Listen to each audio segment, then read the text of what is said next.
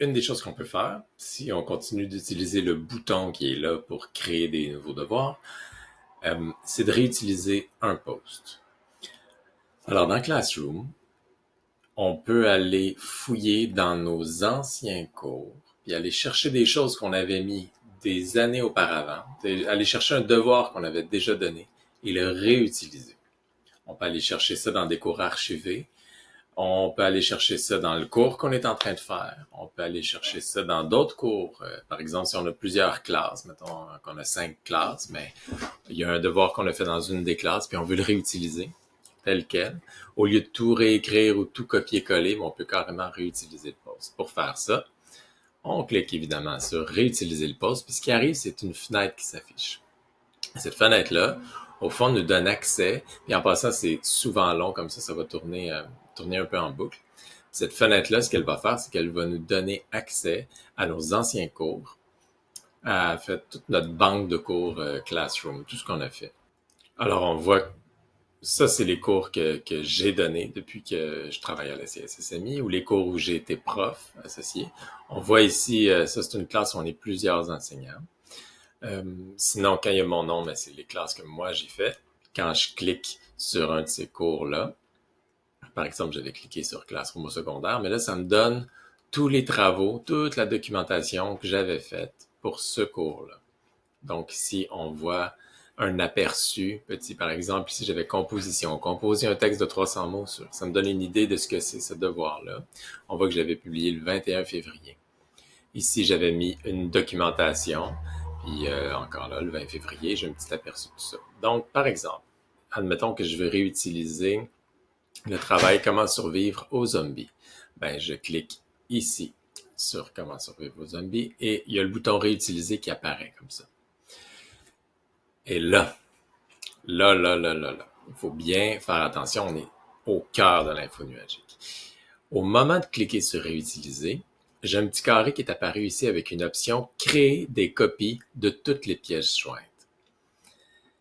Je ne conseille pas de cliquer sur créer des copies de toutes les pièces jointes, tout simplement parce qu'en info nuagique, c'est rare qu'on en a besoin. Par exemple, je vais utiliser un Google Docs en consultation pour mes élèves. J'ai pas besoin de faire une copie de ce document-là pour le faire dans un autre devoir ou une copie année après année ou une copie dans chacune de mes classes. Ce document-là, les élèves ne peuvent pas le modifier. Donc, je peux carrément prendre toujours le même document et le montrer aux élèves. Donc, inutile de créer une copie pour avoir 2, 3, 4, 5, 10 versions du même document. Ça sert à rien. Ça fait juste encombrer notre Google Drive. Donc, créer une copie de toutes les pièces jointes.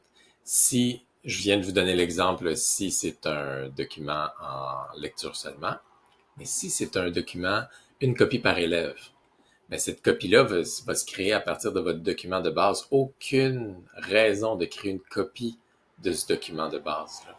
Pas besoin. Donc, ça va arriver qu'on ait besoin de faire une copie des pièces jointes. Ça pourrait arriver. Mais dans la plupart du temps, pas besoin de créer une copie de toutes les pièces jointes. Il va utiliser nos originaux, faire une copie par élève. Puis il n'y a rien qui va changer à notre original. On ne l'aura pas en 2 ou 3 copies. À mon avis, la plupart du temps, pas besoin de cliquer sur créer des copies de toutes les pièces jointes. Ensuite, je fais réutiliser. Et là, il est en train d'aller chercher ce devoir-là, qui était dans une autre classe. Ça aurait pu être une autre année. Ça aurait pu être dans un cours archivé. Il n'y a aucun problème avec ça. Et lui, il te sort la liste de tout ce que tu as fait dans Classroom depuis que tu utilises Classroom. Et là, on se retrouve exactement comme si je venais d'écrire tout ce devoir-là. Donc, il y a le même numéro, le même titre, les mêmes instructions, le même document joint. Il est déjà placé à faire une copie par élève, comme j'avais fait dans ce cours-là.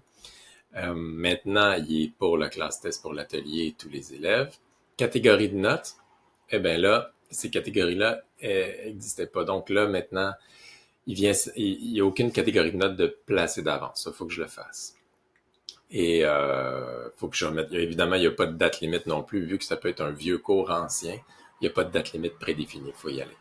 À chaque fois, il faut regarder toutes les options quand on fait un devoir. Il y a 7 endroits à regarder à peu près. Là. Ça vaut la peine de regarder ces endroits-là. Et là, on voit qu'il a importé aussi le thème. Ce thème-là, production, n'existait pas dans le cours que je suis en train de faire. Mais il est allé amener ce thème-là avec lui. Au fond, il vient de créer ce thème-là dans cette classe-là. Même si le thème n'existait pas, il a amené le thème avec lui. Alors, si tout fait mon affaire, mais au fond, en réutilisant le post, tout est déjà écrit, j'ai pas à travailler, j'ai pas à joindre. S'il y avait eu plusieurs documents joints, des images, des liens de site web, tout aurait déjà été là. Alors, tout est prêt. La grille d'évaluation est déjà décidée. Je vais utiliser la même que j'avais utilisée dans l'autre cours. Alors, je peux publier le devoir. Et voilà.